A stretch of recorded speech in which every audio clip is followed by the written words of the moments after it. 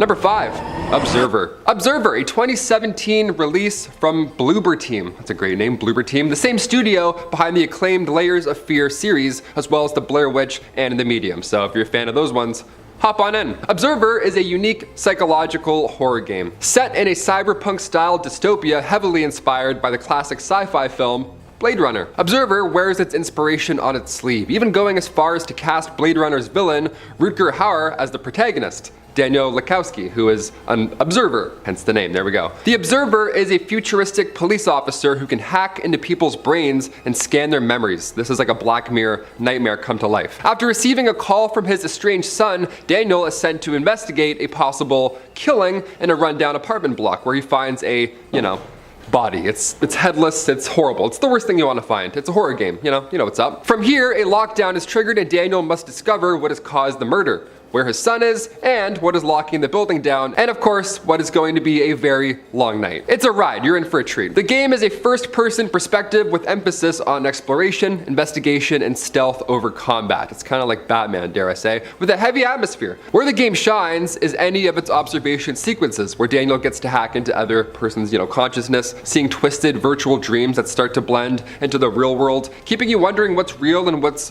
an old man's implants just malfunctioning. The classic situation, which is which? The atmosphere of Observer is incredible, with few other games doing what they accomplished here, painting a very hyper-focused picture of a claustrophobic rundown dystopian apartment block, creating a haunted digital nightmare that will leave you cold, paranoid, and fearful, all the while wanting to explore every end of the building.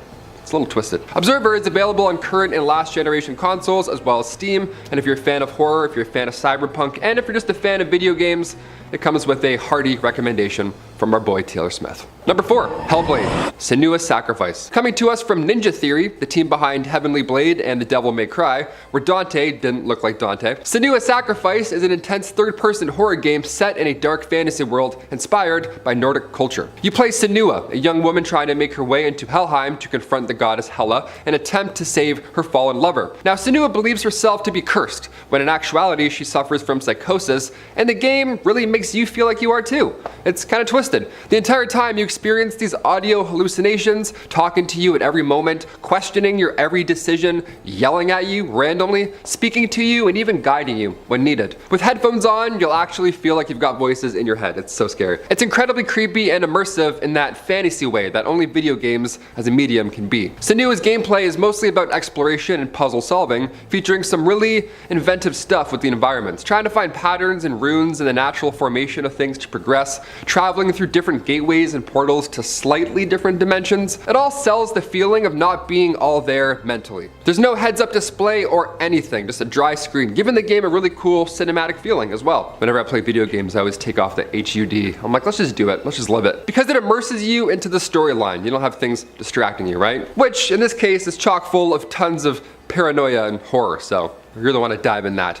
You'll face off against spectral warrior enemies, and while the combat isn't going to take home any gold stars per se, it's frenetic and tense enough to keep you sweating the entire time. The game warns you that should you fail a combat sequence too many times and die too many times in a row, the game will outright delete your save file at that point, and then you'll have to start over from the beginning. That's terrifying. That's the scariest part I've heard so far. With that in mind, in the back of your head the entire time, each combat encounter feels desperately personal, with a feeling of real stakes. Imagine Mario Party? Yeah, spin a 4. If you get a 3, delete. Number 3, Polybius. I've talked about Polybius on this channel before, and I probably will talk about Polybius on this channel again because it is just too crunchy an urban legend for me to resist talking about it. It's genuinely one of my favorite little creepy stories on the internet. There's a half-decent chance Polybius and the legends around it probably inspired 1 or 2 entries on this list. The stories go that Polybius was an arcade cabinet released in 1981, produced by an elusive, mysterious studio named Sinneschlossen, a butchered German translation of the words to lose sense. Polybius wasn't like other arcade games and seemingly wanted something more out of you than just your parents' allowance. The game was similar to Asteroids, where the player plays a geometric shape blasting off against other geometric shapes. Like I said, again, it was the 80s. They didn't know about Apex Legends or Overwatch yet. This was as cool as video games could be. The simple game, though, was apparently so addictive that it would drive people to lunacy. Players were outright addicted to it, unable to think about anything other than Polybius after they played the game, reporting obsessive compulsive thoughts, dreams about the game, constant headaches, headaches, unexplained pains, and even going so far as people in arcades would break out into fights over who got to play next. Now where it gets very strange is allegedly the arcade in Portland, Oregon, where Polybius was first tested, would get regular visits from shady men in black suits who would watch the game being played, observe the crowd, take notes, and then leave without speaking to anyone.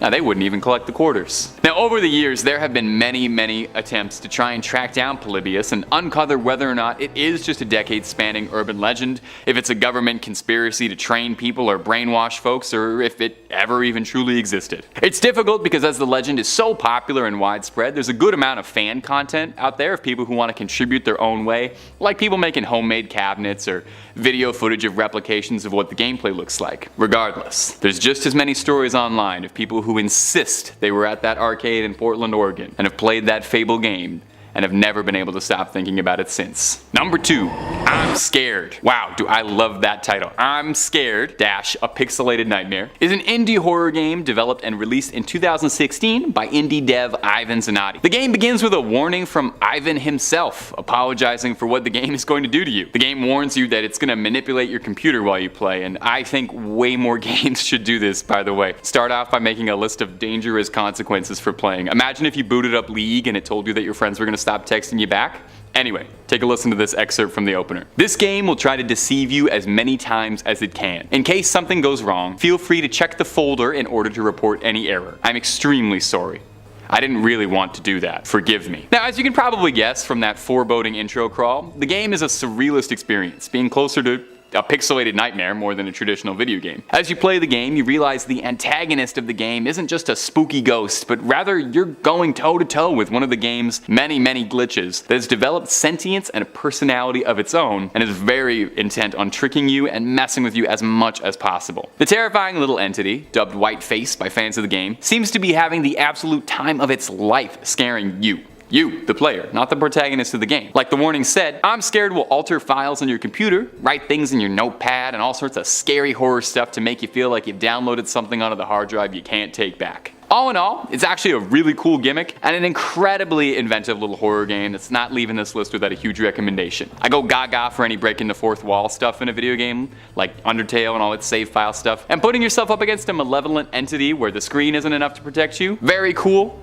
It costs less than a Big Mac on Steam if you feel brave enough to give it a try, and invite whatever horrors are inside it onto your computer. Number 1, Pokémon Red and Blue. Now it's time for one of my favorite Pokémon urban legends, right after Mew hiding under the truck and pressing down B on a Pokémon being caught. The original Pokémon is probably one of the most well-loved video games of all time, iconic in just about every single aspect. You remember that first time, starting in humble Pallet Town and working your way through the gyms of Viridian City, Vermilion City, all the way to Lavender Town. Yeah, Lavender Town. And maybe it was just because I was literally a child, but Lavender Town used to scare me to tears, made my hair stand on end. The whole game is so cute and friendly and wholesome, and then you take a quick stop at a town where they're obsessed with the dead, and for the first time your little brain entertains the possibility that maybe your Pokemon have mortality and could die. And the whole town is just unsettling too. You remember the music? It was eerie lo-fi beats that made it seem like something was different, like something was wrong. Well, there's a very famous urban legend called Lavender Town Syndrome, and I'll admit this stuff actually scared me so bad as a kid I never wanted to play it again. The story goes that the music for Lavender Town contains a high-pitched tone unnoticeable to anyone but younger ears that will drive you to madness. All manner of urban legend was built around this. Stories of kids complaining of constant headaches, pain, anxiety, nightmares, and discomfort listening to the Lavender Town music. Some variations of the tale suggest that the tone only exists in Pokémon Red, with dramatic versions including some backstory saying director Satoshi Tajiri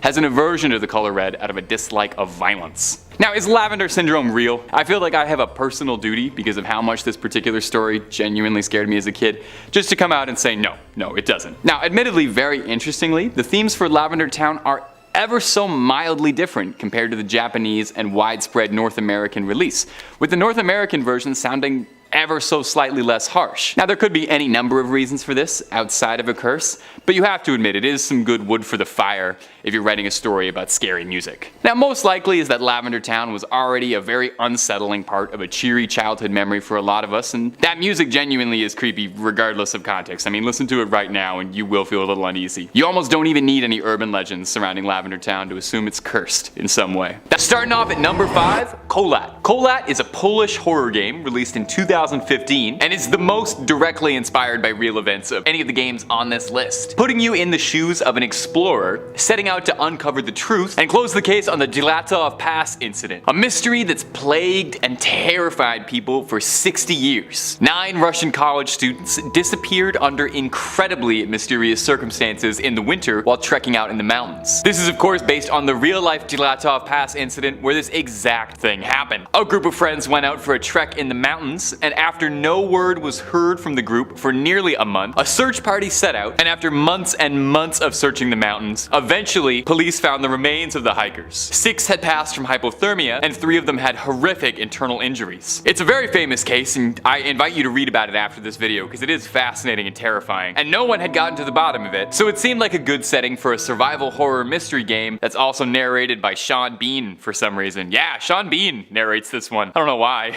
but because he's the narrator, he can't die, so he's got that going for him. While the most common hypothesis is that the group suffered under an avalanche, the game offers a much more complex narrative than that, featuring a bit of government conspiracy, supernatural dealings, and all the usual checklist stuff you'd expect from an indie Steam horror game. I've never actually played it, so I can't comment on it too much. I did watch the trailer, looks pretty cool, but I like to throw in one indie game in these lists that nobody's ever heard of. Check Kholat out, go give it a shot. And if you're enjoying all the content we're putting out, first of all, thank you very much, but might I suggest subscribing or clicking through for loads more horror content? We got loads of videos and we love the clicks. Let's keep going. Number 4, Outlast. Nothing is scarier than being alone in a dark hospital at night, and it's made even worse when all the patients are deranged and violent from years of government-sanctioned brainwashing. That's Outlast. If you haven't played Outlast, you play as an intrepid journalist who goes off to investigate an asylum after an anonymous whistleblower sends you a tip to go check it all out because something freaky is happening up there. So you do, and in classic horror video game guy fashion, you only bring a camera with you and nothing else, and don't even tell anyone you're going. You barely even bring batteries. You discover that the asylum has gone downhill, to say the least, and the inmates are running the asylum and are all too far gone to even know what's happening anymore, and are all violently hostile to outsiders. We learn as we venture through the halls that all the inmates have been experimented on by a cruel corporation trying to research the usual super soldier stuff, using all sorts of immoral research to try and activate extra sensory powers on people. Now, of course, Outlast does get pretty fantastical and horrifying, and I don't want to spoil too much, but eventually you are like running away from ghosts and psychic conscious monsters, which as far as I know, doesn't exist. But the horrors of Outlast, the really scary stuff, isn't the bloody patients or monsters, it's the fact that they were experimented on by questionable government scientists for the ridiculous purpose of creating psychic super soldiers. Which would sound like a video game plot if it wasn't for the CIA's MK-Ultra, Montauk, and Project Gateway programs, which are all very real, very documented instances when the CIA tried to research how possible it was to make someone psychic. Look this up when this video is done, okay? The infamous projects have served as the inspiration for a few things, with Montauk and MK-Ultra directly inspiring the Netflix series Stranger Things. Sometimes the strangest things are the things that really happen. But the strangest thing about Outlast? Why does your guy never try to fight back, even once? He only has the camera, I get that, but he's not even gonna try picking up a pipe or something. He's got feet, he's got hands, I don't know, I'm still bothered about this, we gotta move on. Coming in at number 3, we have Pokémon 1996. In 1996, Pokémon created a version for portable consoles. It was the first version of Pokémon on Game Boy. Shortly after its launch, Japan had to look into some terrifying concerns. In the summer that the game was released, self-death rates between 6 to 12-year-olds shot up drastically. When looking into this, it appeared they all had one thing in common. They all owned the Pokémon game. They had all become addicted to the game, as is usually the case with such a huge launch. There was one dark location within the game that seemed to be the cause for the problem. The area name was Lavender Town, which was hidden away within the game.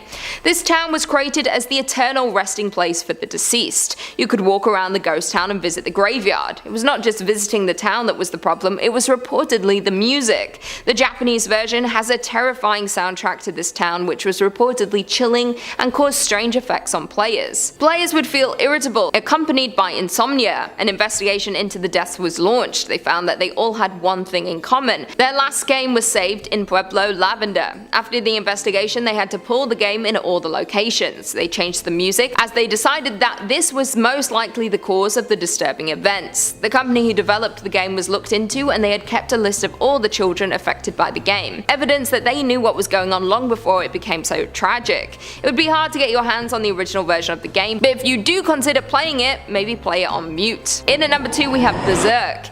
In 1980, S.T.A.L.K.E.R Electronics released the game Berzerk. It was brought on in arcade versions and for Atari 2600. The game was known to be one of the first shooter games of all time.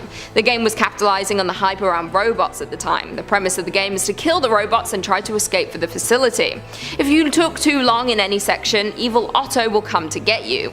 Once released, it did not take long for claims to rise that the game had killed players. It might seem unlikely, but these deaths were confirmed. The first victim was 17-year-old Jeff Daly. He was playing the game at the arcade with his friends when he spent hours on Berzerk to try and beat his top score. He finally beat it and reached 16,660 points. The minute the score went through the system, he suffered a heart attack and passed away. A few weeks later, there was an 18-year-old boy, Peter Pekowski, who had the exact same thing happen to him. Neither boys had previous health conditions. This caused a panic around the game. The media began to look into it and report on what was happening. A coroner did an autopsy on both bodies and created a report for the media on what might have happened. He said he could confirm they previously had no conditions. What he thinks happened was the stress of the game was too intense for these young boys to handle. He reported that the stress triggered a heart attack. There had been more deaths reported in relation to the game, but none have been looked into like those of the first 2 victims. There are no reports of the arcade or Atari versions being pulled. If you did manage to get your hands on a copy and play it today, you would have to be careful. Getting this high score is not worth your life. And finally, in at number 1 we have Taboo, The Sixth Sense. Taboo was released by Nintendo in 1989 for the Nintendo Entertainment System.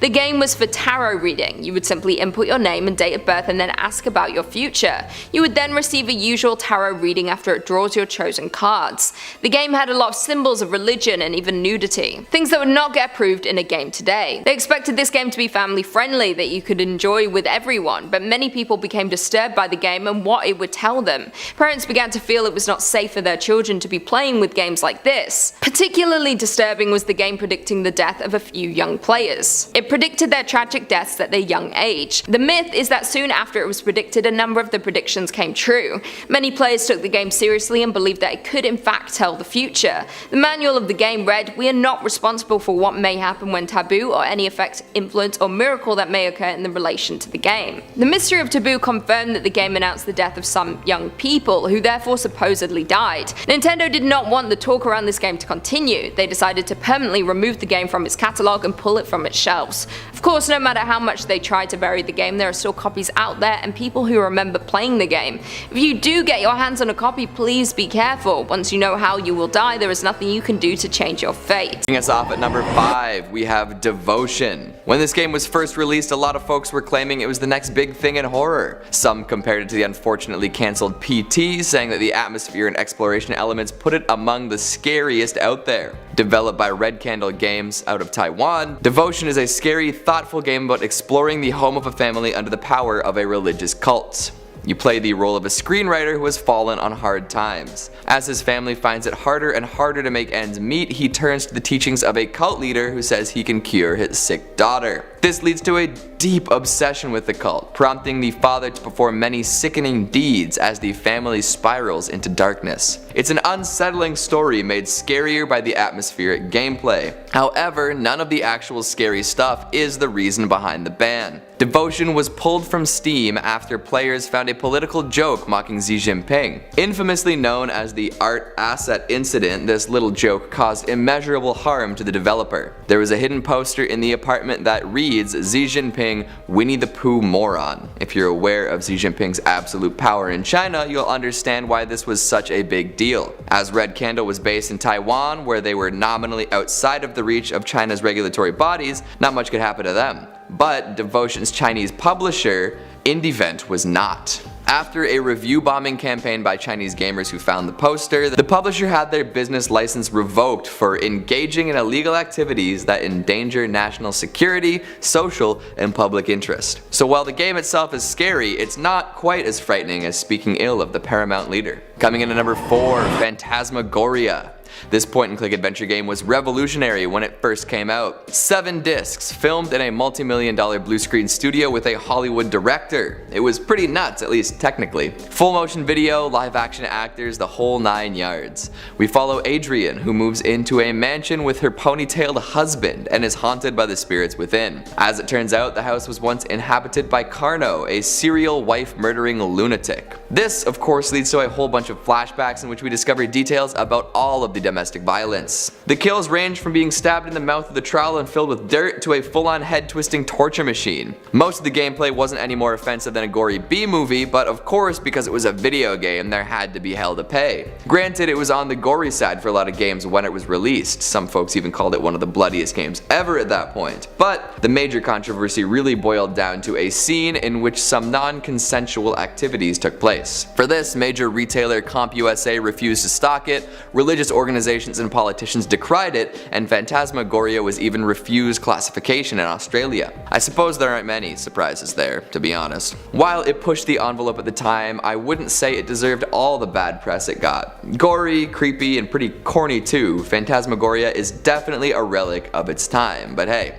people have got to get mad at something, right? Number 3, S.T.A.L.K.E.R, Shadow of Chernobyl. Well, given the title of the game, I bet if you really think about it, you can probably imagine what true event S.T.A.L.K.E.R is based on. But if you're not a fan of GSC's ultra brutal apocalypse RPG horror series, S.T.A.L.K.E.R, which is an acronym for Scavengers, Trespassers, Adventurers, and I honestly can't remember the rest. Anyway, you play a S.T.A.L.K.E.R, someone who traverses the hostile irradiated hellscape known as the Zone, the surrounding areas around Chernobyl, which have become host to all sorts of threats from zombies, mutants, bandits, and radiation. It paints a pretty grim scenario. In the world of S.T.A.L.K.E.R, the Chernobyl incident occurred the same way it did in our real world. Mismanagement and improperly constructed equipment led to a disastrous accident that irradiated the surrounding area, causing everyone to evacuate and causing a state of emergency. Where the timelines differ is that in S.T.A.L.K.E.R, after this accident, some secret Soviet scientists go back to Chernobyl to use it as a lab to conduct all sorts of nefarious experiments that eventually lead to a collapse in reality, tearing open some holes, anomalies everywhere, and even bigger disaster, letting loose all manner of monster and mutant onto the surrounding areas. Such is life in the Zone. Obviously, things didn't get this bad in the real world, and as far as I know, there's no bloodsuckers lurking in Pripyat. I've never been, but you know, I've heard. But the real Chernobyl incident was about as horrifyingly close to a full-on apocalyptic incident as we've ever come. Interestingly too, as another little S.T.A.L.K.E.R tidbit, S.T.A.L.K.E.R is very loosely inspired by a piece of classic Russian cinema. Unless you've got a Criterion Channel subscription, maybe you didn't know this, but the 1979 film S.T.A.L.K.E.R, which is set in a hostile, strange environment where the laws of physics no longer apply, is led by scavengers who hunt through the strange land called the Zone. There's not a lot of post-apocalyptic mercenaries fighting zombies, and mostly it's just kind of esoteric musings. It's loosely inspired, but it's still very much worth noting if you're a big fan of grim dystopian European media, and if you like S.T.A.L.K.E.R, you'll probably like the other S.T.A.L.K.E.R. Moving on. Number 2, Fatal Frame. Fatal Frame was a series of survival horror games that put the player in control of various investigators in 1980s Japan, revolving around taking photos to find ghosts, plain and simple. The games are downright horrifying, with the developer's original intended mission statement being to make the scariest game possible, and there's quite a few fans who would agree with that. Although there's been a bunch of Fatal Frame games, the one we're going to be taking a look at is the very first. The first game in the series was largely inspired by a real Japanese urban legend ghost story, The Legend of Himuro Mansion. The story goes that a long time ago, a family lived in Himuro Mansion who participated in a strange ritual called the Strangling Ritual, which would seal off bad energy from within the earth. The family would choose a maiden, isolate her from the rest of the world to not attach her to the earth at all, thinking that this was part of the ritual if she got too connected to the material world. On the day of the ritual, she was bound by ropes and attached to horses, and you honestly don't want to know what comes next. The last ritual performed by the family ran into a bit of a hitch when the maiden fell in love with a man who tried to save her, leading to the patriarch of the family raising his blade to the maiden, then on his own family, then himself. The story goes that if you take a photo of the Himuro Mansion, you're able to see a ghost in the frame, which is what directly inspired the main gameplay mechanic of Fatal Frame, taking photos of ghosts. Now, I wouldn't feel super right if I didn't mention the tagline that boasts that Fatal Frame is based on a true story was only ever included in the North American release of the game, not the Japanese or European ones. So either it is inspired by this urban legend, or that was just just something they put on the box to sell a cool game. Either way, Fatal Frame rules, and that's really all there is to it. And number 1, Resident Evil Village. Resident Evil has always been one of my all-time favorite series, and Resident Evil Village was like a kiss from Capcom on the cheek as a longtime fan. It was like RE4 and RE7 had a beautiful baby. It's probably the most out there the series has ever got, trading out the usual zombies and tentacle monsters for fairy tale horrors, werewolves, ogres, and a very tall vampire who I'm pretty sure at least 50% of the audience already knows a lot about. But as fantastical as Resident Evil Village is, did you know how much of it was inspired on reality? Yeah, well, okay, somewhat. First and foremost, the infamous Castle Dimitrescu was directly inspired by a real castle in the Carpathians where the game is set, Castle Pelish. If you look at some comparison images, it is like the spitting image down to the layout of the interior of the castle. Make sure to check those drawers for red herbs and ammo if you're ever passing through. Well, what about the lady of the manor, Miss Lady Dimitrescu herself? Well, tragically, there aren't any 9-foot-tall vampire women, and if there are, call me. Art director Tomonoro Takano shed a bit of light on the inspiration for the very infamous lady. Her impressive stature is based on a Japanese urban legend called Hachisu Hakasama, an 8-foot-tall woman with long black hair wearing a long white dress and a big brimmed hat. The Hachisu Hakasama lures men away by imitating the voices of their loved ones. While Dimitrescu never lures Ethan away this way, she does hold his baby hostage, so she's got the holding your loved ones thing down pat. But this urban legend wasn't the only inspiration for the lady of the manor. Dimitrescu is inspired directly by Elizabeth Bathory, a Hungarian countess of infamous renown, who was thought to be an occultist, a vampire, a demon, or something evil. Bathory was legendarily cruel, and would take great pleasure in the pain she inflicted on her victims. She allegedly would bathe in blood from the peasant girls she'd abducted, and would bite them and subject them to unbelievable cruelty. Lady Dimitrescu's castle features a massive bathtub of blood directly inspired by this legend, not to mention the medieval torture cellar she keeps down below in the basement. Lady Bathory never had claws or a second form in her boss fight, but she was undeniably one of the scariest women to ever live. And sometimes the truth is way scarier than the fiction. Coming in at number 5, we have Rule of Rose. The Rule of Roses came out on PS2 in 2006. Rule of Roses is a survival horror game. It was set in England in 1930. You play as a 19-year-old woman who becomes trapped in a world ruled by young girls who have established their own hierarchy and rules. It is seen as a dark and twisted game. Before it was even released, it was banned in many countries due to topics it touches on. This means it was already seen as a mystery to the public and made them want to play it even more. It is said to push you psychologically as you explore an old orphanage. When the game was released, the talk around the game only grew. As the first few gamers got their hands on the new release, it appeared to not be a fun experience. This game did fly under the radar slightly as it was released on PS2 shortly after the release of the PS3, meaning many people had already moved on to their new console and were not playing new releases for the previous gen. There was a couple of deaths related to the game. It was reported that they were scared to death. Although the official report is heart attack induced by stress, these deaths could be completely coincidental. However, it does seem highly suspicious that these players were on the game at the time that they passed away. The game pushed them to such fear and stress that their hearts simply gave out. Whether it is a major coincidence or the game is truly cursed, I would say that it is not worth finding out. Coming in at number 4, we have Momo.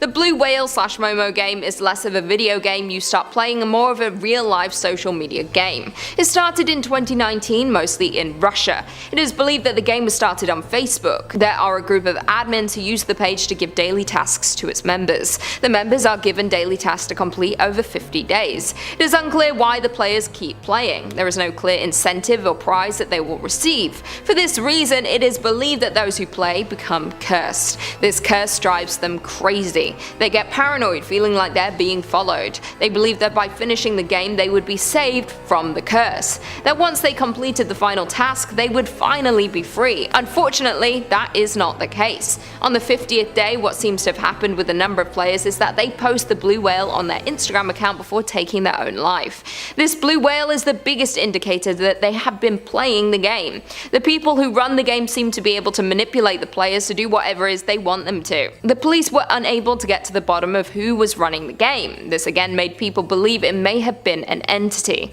something that used this technology to spread its curse and seep into those people's lives to do what they need them to do, then dispose of them when they're done. There hasn't been much talk of the game in some years. The more the game was talked about and information was spread, the less people fell for playing the game. Most people these days are aware of the game, so it cannot take any more victims. If you do stumble across the game, do not join the group. It is believed once you complete the first task, there is no way out. Number 3, Until Dawn. Yes, who doesn't love 80s slasher movies? This is good. They're one of my guiltiest pleasures. I love seeing a series of stock archetype one-note characters get cut down by a cool monster wearing a goalie mask, of course. Don't worry, he's actually quite nice in real life, not that scary. Until Dawn, the 2015 game from Supermassive Studios, offers us a chance at directing our very own cult 80s slasher movie, right? The premise is as simple as you'd want. A group of teenage school friends go up to a cabin in the woods for the ultimate party in a secluded spot in the Albertan mountains. Just what you want every summer, of course, our dream. Am I including this game because it takes place in Canada? Entirely possible. As you'd expect, the teen finds there's something else in the mountains with them, something haunting. And you'll have to do their very best to survive until dawn. Yeah, you guessed, that's cool. That's the title. Until Dawn puts you in control of all the various characters throughout the night, and you'll have to do everything you can to keep them alive, making split-second choices and decisions that can have consequences that you might not expect. A wrong move can lead your favorite character suffering a grisly fate right in front of you, leaving you guessing and afraid, really putting you in the shoes of these helpless fools. These helpless teenage dreamers. This game is a great time, regardless, but if you really want to see Until Dawn at its best, get a few friends over, grab some popcorn and pizza, live it up, turn it into a co-op game by passing the controller around as each character's perspective. The game implores you to do this, and now we on Top 5 Scary implore you to do the same. Until Dawn captures all the stuff we love about cheesy horror movies. Getting to see it unfold for you personally also makes it seem like Until Dawn is a horror movie catered to your own personal tastes. Do you want to see everyone suffer the most horrific fate possible? Great, go for it. Intentionally blow the entire thing, or are you looking to see your survivors harden into tough as nail warriors and, make it through the night with everyone possibly, hopefully, coming home? Well, your quick wits and decision making will be all that you have to rely on, so kill it. Until Dawn's gameplay is very simple, comprising almost exclusively of quick-time events, including all combat, so it's ideal for those who don't even game that much to just hop in.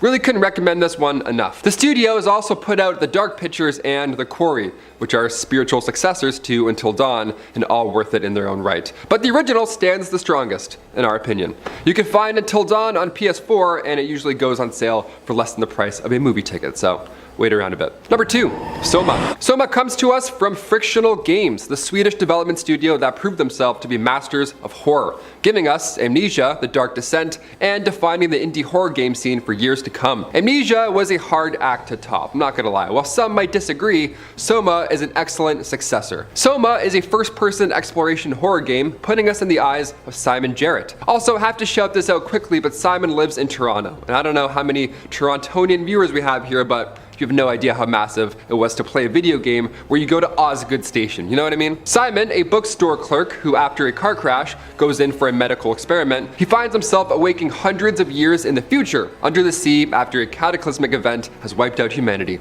Yeah, just the ideal scenario.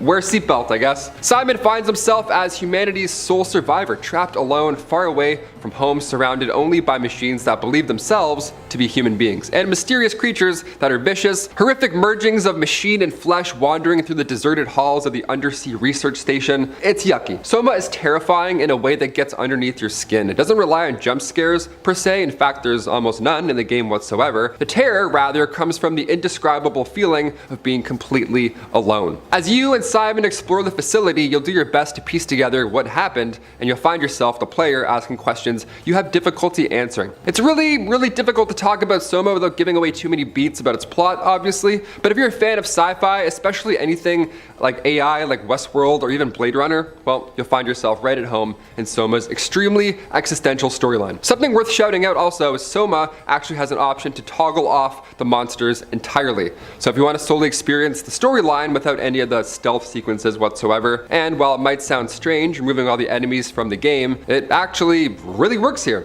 Since so much of the game is actually about feeling empty, it serves the atmosphere quite well in that case, so worth a shot. If you struggle with difficulty in games too, it's a perfect option for those who are just looking to experience the unique storyline, you know? It's also kind of like a horror movie, right? SOMA is available on PS4, Xbox One, and Steam. And last but certainly not least, Resident Evil 7 Biohazard. Yeah, this one I've played for a hot minute. This one's scary. When it comes to survival horror, we need to pay respects to the old masters. Absolutely. Resident Evil has been king of survival horror and goofy cutscenes since 1998, and Resident Evil 7 might genuinely be one of the best of them all. The series' traditional third-person and fixed camera perspectives is amazing. It's always a good time. Moving from the series' traditional third-person and fixed camera perspectives, Resident Evil 7 puts you in the first-person driver's seat. It is terrifying. Protagonist Ethan Winters finds himself trapped in a Louisiana plantation looking for his wife, and he ends up the victim of a sadistic family of seemingly immortal, regenerating hillbilly lunatics. Yeah, that game. You're probably thinking, oh, I've seen that.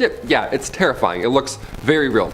It's quite new, this one. This game is horrifying. While Resident Evil has always drawn inspiration from American horror cinema, namely things like Night of the Living Dead or Evil Dead, Resident Evil 7 draws from grittier sources with the influences of that of Texas Chainsaw Massacre or Saw or Hostel, all being uncomfortably present, right? The things that happen to Ethan in this game are enough to put you in therapy. It is wild.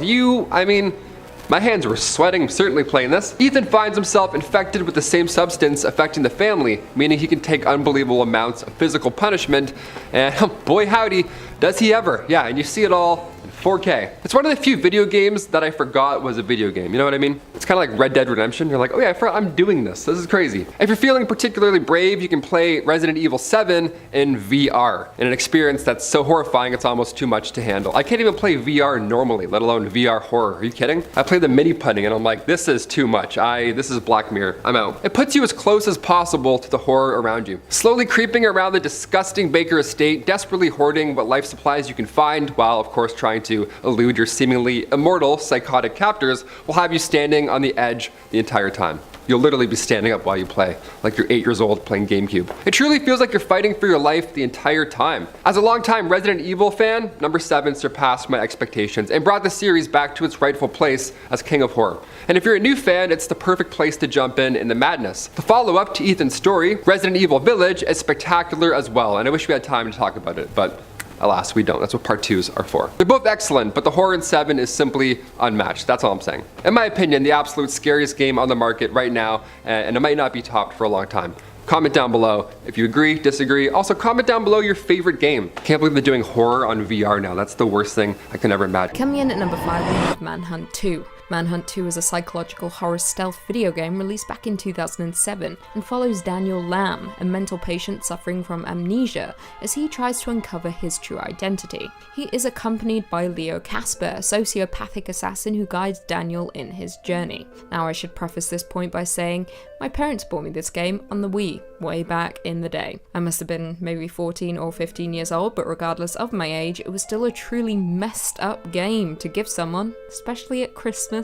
Now, Manhunt 1 was incredibly chilling and controversial, with a different kind of horror to most of the games on our list. There are no ghouls or zombies, but saying that is far more monstrous than the rest. The gameplay itself centers on stealth, combat, and brutal third-person executions, not to mention its horror film setting provides the perfect atmosphere to complement the game's gut-wrenching brutality. And that's the thing, you aren't fighting against otherworldly beings and monsters who have arisen from the dead. No, instead you're facing off against people, other insane inmates, as well as mysterious deadly organizations. This game is bloody and violent in all the wrong ways. It pushed the boundaries of what is morally ethical, with you torturing other inmates throughout. The violence is quite literally endless. The game was met with mixed reviews, however, positive reception came from the game's presentation of graphic violence and its psychological horror-based storytelling, which is a bit of a surprise, to be honest. Despite that though, the game did fall short of its predecessor, yet it is equally as terrifying, but not in a good way. The violence is disturbing and your actions fill you with guilt. The game should not be played. trust me. Coming in at number 4 we have Penumbra, the Black Plague. Penumbra Black Plague is the second installment of the Penumbra series of episodic video games developed by Frictional Games. The story continues from the previous episode, Penumbra Overture, showing the protagonist Philip moving away from the abandoned mine setting of the original to explore an underground research base. Now first and foremost, it should be noted that this game is also developed by the same people behind Amnesia: The Dark Descent, a game which may or may not appear on our list a little later on. Hint hint.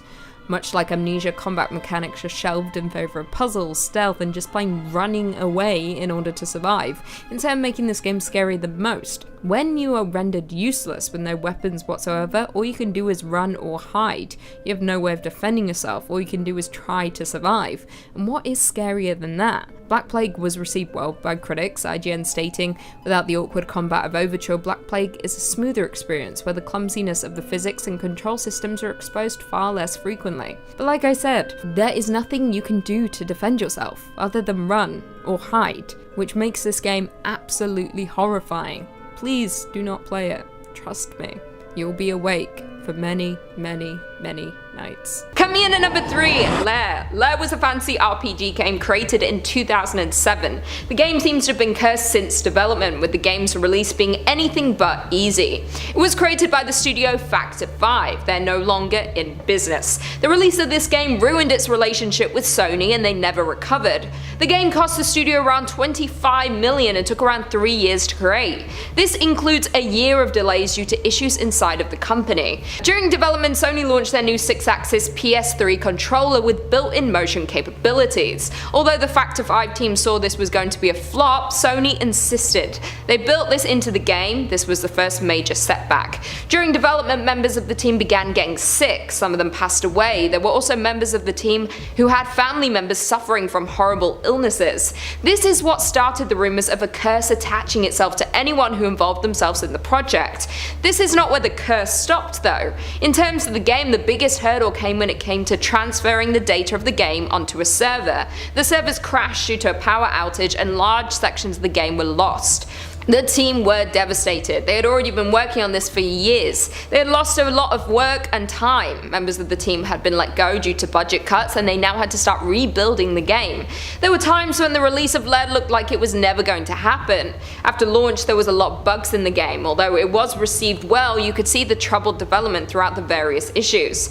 After all this, the team had their final blow when the company had to close 2 years after the game was released. There aren't any reports of users being cursed by the game, just the team behind it, so you might be safe as long as you're not planning to create a sequel or mod the game in any way. Coming in at number 2 we have Polybius. Polybius was an arcade game created in 1981. There were only a few machines created and they were all places in arcades in Portland, Oregon. The game was a simple shooter similar to Space Invaders, with the player having to shoot the shapes in the center of the screen before they reach them. The game quickly gained the reputation of being very addictive. The few machines in existence had lines forming behind them and players arguing over who would have the next go. The game was only available for 1 month after claims it was causing players to get seriously ill. After the month, the games all mysteriously disappeared. Due to the flashing shapes and lights in the game, it was reported that many people who played it would suffer from a seizure. It claimed a few more players' lives. Not only did it cause seizures, but other players reported having horrible nightmares that made them question reality. Others developed such an addiction they lost their jobs, homes, and much more, all within the game being available for only 4 weeks. Who knows what more might have happened had the game been kept available to players. It was not clear at the time or now who created the games. They seem to appear mysteriously and disappear the same way. If you do want to know more, there was an investigation into what happened. The researchers created a podcast titled The Polybius Conspiracy, and they look into all of the mystery of the game, including the claims. It was a government-run experiment to see how people would react to the addictive visuals. And finally, coming in at number 1 we have Sad Satan. Sad Satan is a PC game that was first reported in 2015. It was reported on by a YouTuber who claimed they were told about the game from a subscriber. They were given a link to the website that the fan had found on the deep web. Of course, anything from the dark web is not to be trusted. The most troubling part to the whole story is that as the YouTuber Obscure Horror Corner played through the game, subscribers got more concerned for their well-being. After they posted part 4 of the playthrough, they were never heard from again. That was 6 years ago now. No one knows where they are, what happened to them. If you go to that video, there are comments from today from fans looking for them, asking if they're okay. We might never know what happened after playing this cursed game. Since he played the game, it was never found again. No one was able to find the link or uncover where the game was. People have searched high and low on the dark web, and no evidence of the game has ever existed. The game itself is a hard one to describe. It seems all you can do is move around. There is no combat or interacting with objects. You simply explore the area, which is distorted and not well lit. Disturbing images flash on the screen as you move around. Obscure Horror Corner's playthrough has millions of views and comments of people desperate for answers about the game and their whereabouts. Please do not go looking for this game. And if you're out there, Obscure Horror Corner, I hope you're okay. Number 5. Berzerk. Berzerk, and no, sadly, not based on the awesome anime series, was an arcade cabinet produced in the 1980s. A pretty simple little maze shooty game where you play as a stickman zapping robots, fighting across the game's many levels. It was the 80s, this was like the moon landing back then. The game was a smash hit, people loved it, people loved playing it, there was even a home board game version you could get. The cabinets did very well. Berzerk also features maybe the best villain in video game history, Evil Otto, who's a little smiley face that bounces around the room and gets ya. The only way you'd know he's threatening is because of his title, Evil Otto, and if he touches you the game's over, which is sad. I would personally like to know Evil Otto a little better and learn what makes him so evil. Well, if legend has it, if the player reaches a certain score, the LCD screen of the cabinet won't be enough to protect you from Evil Otto's malice and he'll hunt you in real life. Doesn't seem so unassuming now, does he? 2 different people reportedly lost their lives after playing Berzerk. The first, Jeff Daly, passed from a heart attack after getting his highest score yet in the game. The second, Peter Bukowski, experienced the same mysterious thing, heart attack after getting the high score. Both people were perfectly healthy before, showing no signs of risks, and media started to speculate that the stress of the game had caused this. Evil Otto apparently really gets to people. Autopsy reports showed that there was scarring on their hearts, suggesting that perhaps the game truly was too stressful for the players' hearts to handle. Perhaps it's best that the cabinets have been lost to time. Evil Otto sealed away, smiling for eternity in his digital prison. Hey, liking what we do? I like what we do. If you've been having a good time, why not consider throwing a little subscribe our way for daily horror content. Number 4, Babaruka. Babaruka is the newest entry on this list, coming to us from 2021. It's an indie horror game based off of kids' toys, mostly Tamagotchi. And the game is pretty meta. You play a fictionalized version of yourself, that's you, the player, who's received an email from their friend John telling them that they found a really interesting banned game that was sold on a laptop on eBay. And John emails you the file so that you can try the game too. A good friend. Now the in-universe game you're playing, Babaruka, is a cute little pet simulator where you get to look after some adorable little Pokemon-y bubble creatures, the Babaruka. At first, it would seem this is what the whole game is about, just taking care of your little guys, feeding them, cleaning up after them, all that. But it wouldn't be on this list if that was the case, now would it? Now there are creatures in the game that will hunt your little bubbles and you need to protect them from it. But as you keep playing, the meta-narrative about what happened to the original studio that developed Babaruka unfolds slowly as you piece together what had happened to them and realize why this game had been banned inside the game's universe. It goes well above any content or business decisions, and you start to become aware that there's some entity inside the game that you're playing. This thing, whatever it is, seems to have its sights set on you, the player, next. It's an interesting idea, definitely, having to beat a game not just to see it through to the end, but to make sure you're stopping an ancient malevolent evil trapped inside the Steam app /common folder and looking to wreak havoc on your computer and you. I don't want to give too much away about Babaruka. It's pretty short, and it's pretty cheap. If you're into inventive little horror games and you've got approximately $3 lying around somewhere, it's on Steam and it's worth checking out. The meta stuff is cool, and can you name me a second horror game based on Tamagotchis? I don't think so. Coming in at number 3, Manhunt 2. The follow-up to Rockstar's controversial Manhunt, this is a game that was doomed to be sewered by uptight and puritanical people the world over. While it is full of brutal violence, most of the public outcry stems from an incident relating to the first game in the duo. In 2004, there was a murder case in which Manhunt was presented as evidence. A 14-year-old boy was beaten to death and the game was blamed. The argument did not hold up in court, but folks who were involved with or following the case seemed to believe that there was a direct correlation with Manhunt and the violent actions of a disturbed teenager. Back to Manhunt 2 though. Right out the gate, this murder simulator received banned and ratings refusals across the board. Germany, Ireland, Italy, Malaysia, New Zealand, Australia, South Korea, the UK, all sorts. Even in the land of the free, America, Manhunt 2 claimed an adults only rating from the ESRB. Well deserved too, I suppose, as the game does feature excessive gore and high impact violence. One of the game's key features involves using stealth to perform over-the-top executions on the poor suckers that might get in your way. For this, the British Board of Film Classifications rejected it outright. The board cited an unrelenting focus on brutal slaying, casual sadism, unremitting bleakness, and a constant encouragement of visceral killing. Sounds like a good time all around, but hey, Britain's also got football hooligans to worry about. I can't blame them for trying to keep the violence at a minimum. The ban meant that Manhunt 2 couldn't be legally supplied anywhere in the UK. Truly an illegal horror game. But don't come at me with that Manhunt isn't horror nonsense, alright? It's literally an interactive slasher. Daniel Lamb and Leo Casper, baby.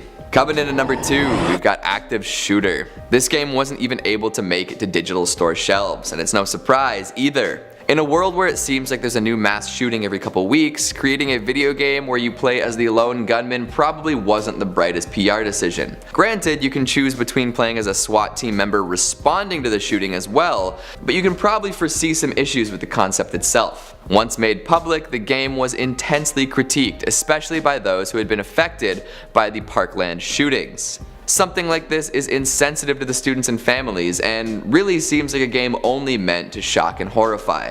The game itself is nothing special, published by a man who has a long history of misbehavior on the Steam platform. It appears that the person behind Revived Games is well known for being a troll, with a history of customer abuse, publishing copyrighted material, and user review manipulation. In all likelihood, this person was just trying to get this kind of outraged reaction from the public. Their plan worked, but also the game is now permanently off of Steam. And finally at number 1, Assault Day. Yeah, the title isn't really Assault Day. It's a little less politically correct. Investigate at your own risk. This is another instance of a developer making something for the sole purpose of being controversial. Published by indie developer Jake Roberts, it was later revealed that this was apparently an alias for US Air Force official Mikhail Randolph Upjohn. It's a visual novel taking place during a zombie apocalypse. The player controls a menacing serial killer rapist as they make their way through the rapidly deteriorating world. However, survival and teamwork aren't really on the main character's mind. No. In Assault Day, the assault and abuse of women is encouraged to progress the plot. Dialogue and action options are presented, most of which involve the exploitation of female NPCs. Upon hearing about the gameplay elements, people scrambled to have it removed from any and all platforms ahead of its time.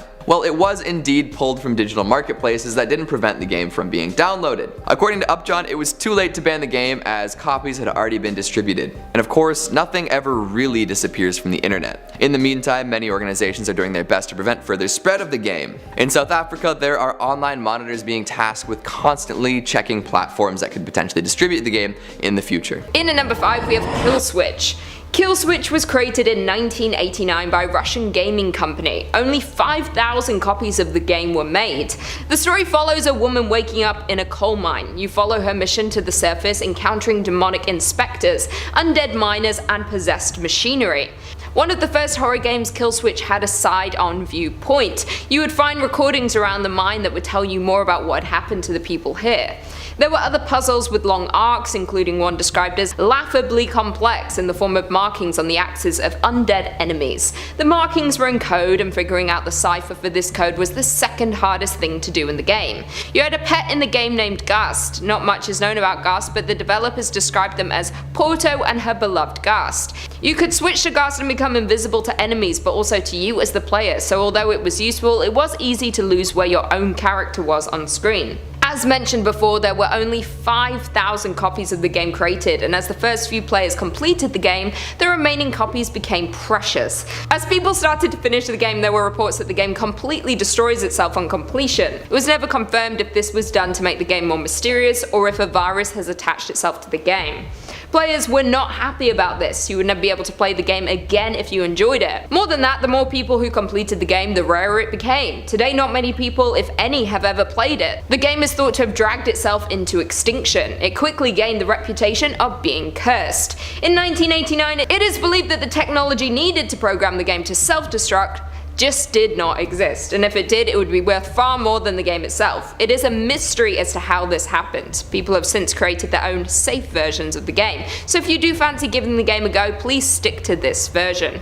Coming in at number 4, we have Hall of Tortured Souls. Hall of Tortured Souls is an Easter egg from Windows 95. This Easter egg started a rumor in the 90s that Microsoft might be hiding satanic secrets. Hall of Tortured Souls seems like a horror game, but it was designed to give credit to the creators of Windows 95, something that clearly horribly backfired. To see the game for yourself, you would have to somehow launch Microsoft Excel 95, open a blank Excel worksheet, and go down to the 95th row. Select the entire row, then tap and hold Ctrl, Alt, and Shift. After this, the game will appear. The game has a simple visual look to it, much like the games of the 90s. When the game has launched, the title Hall of Tortured Souls will appear. You can walk in any direction. You will see different hallways for you to walk down. You can also walk through the walls. There are some obstacles and puzzles within the game with names of creators flashing on screen periodically. In the final room, there is a photo of the creators on a large box screen. No one ever explained why this was created. No one from Microsoft came forward to officially speak about the game. This started a rumor that the game was created as a cry for help. The names listed might have been all of the tortured souls that worked for the company who were scared to come forward. After all, someone gave out the sequence needed to launch the game, but no further information was ever given. The game is creepy to look at now, with even the pictures of the employees looking inverted and strange to look at. Do you think this was a cry for help or a signal something bad was happening to those who worked for Microsoft? In our third spot, we have Left 4 Dead. This game was talked about a lot in the comment sections of the past parts of this video, so I decided to include it on the list for you all. This is a first-person zombie survival shooter game. The game takes place in Pennsylvania. There's an outbreak of a virus known as the green flu. It's highly contagious and turns people into these wild zombie-like creatures. You and the other survivors then have to reach the safe house while killing a bunch of these zombie creatures along the way. Now you have a choice to use a number of different weapons to do the deed. On top of that, the more risks you take while playing, the more points you'll get, meaning you're penalized if you stall for too long or if you take a safe route. Players that take the riskier paths and act fast will be rewarded. And of course, since you're killing zombies, there's gonna be gore and violence, which is why it got banned in Australia. In fact, the game is filled with blood spray and splatter, decapitations, and limb dismemberments. You can also cause people's intestines to spill out of their wounds. How great. The game was also banned in Germany for the same reasons. I believe you now can play the game in Australia, but that's because they heavily censored it. Like, they took out all the dismemberment parts and turned the blood color to green.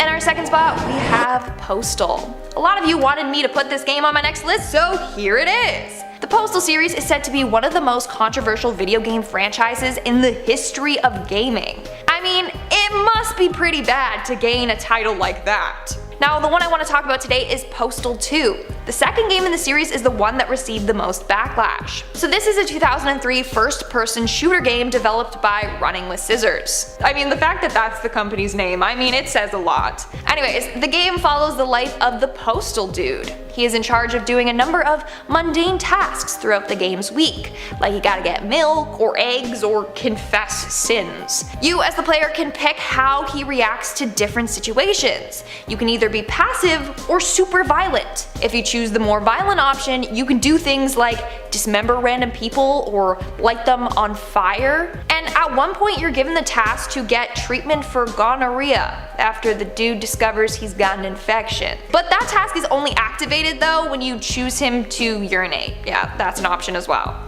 Anyways, it's pretty weird to say the least. In the game, the Postal dude gets mugged and attacked. He also encounters a cult, butcher shop workers that like to feast on human flesh, and you also encounter terrorists. The violence and gore present in this game upset many, and is why it got banned in multiple countries. So in 2004, New Zealand banned Postal 2 for, I quote, gross abhorrent content, urination, high impact violence, graphic vomiting, animal cruelty, homophobia, racial, ethnic stereotypes, etc. In fact, New Zealand went as far as to fining and arresting people who owned the game.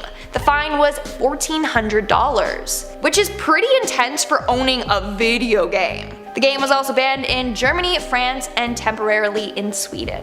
And And in our number 1 spot today we have Harvester. Back in the 90s, this game was considered one of the most disgusting games ever created. It was also believed to promote violence, and some argued that this game would create serial killers. With that being said, let's discuss what this game is about. Basically, it's about a character named Steve Mason. He wakes up in some town and has no memory of who he is. Even in his own home, he doesn't recognize his mom or younger brother. But they both are acting weird. Like his mom is obsessively baking dozens of cookies for a charity event that's a week away. And his brother is watching some weird violent cowboy show that seems to be the only program on TV. As you go on throughout the game, Steve tries to piece together who he is and what the heck is going on in the town. Doesn't sound that bad, right? Well, wrong. There are some severely messed up scenes in this game. Like when a bunch of children eat their mother, and she enjoys as they're doing it. Or the scene when 2 characters get it on, and only for the woman's father to be creepily watching you do it through a hole in the wall. And he also enjoys this.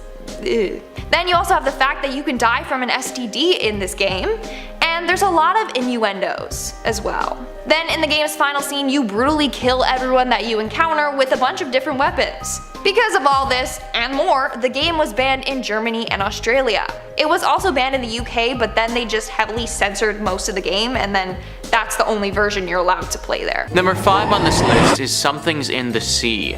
A much shorter video game than some of the other ones on this list, but still just as terrifying. Something's in the Sea comes from Yahtzee Croshaw, longtime Lovecraftian horror fan, and the pedigree is apparent. This tense and tightly woven nightmare is his 10th game, and the experience really shows.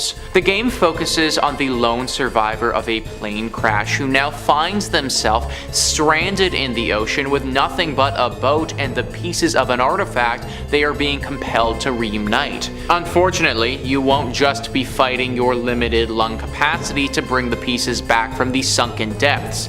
You'll also be trying to escape a massive undersea creature that doesn't appreciate your efforts. There's very little text in this game, and what is there contributes beautifully to the uneasy atmosphere. Apparently, this game really dives deep, no pun intended, on the sea monster that Lovecraft used to love writing about. I mean, his most famous creature, Cthulhu, was based in the sea, so I imagine you'd be getting a lot of different creatures like that in this game as well. And as we know, it's the creatures that make Lovecraft so scary. He certainly had his way with words, and I don't want to take anything away from him in that regard, but I truly believe the thing which brought him the most fame was the fact that he would write about giant, writhing masses of flesh that would resemble some incomprehensible gross thing.